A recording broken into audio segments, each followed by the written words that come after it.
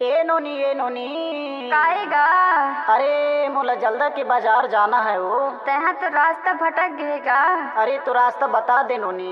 एदे मेरे जावे जाना है मोला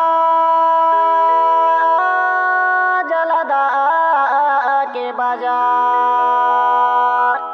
अवे लोगे लइका आए होही नोने देखे मसुंदर हजार।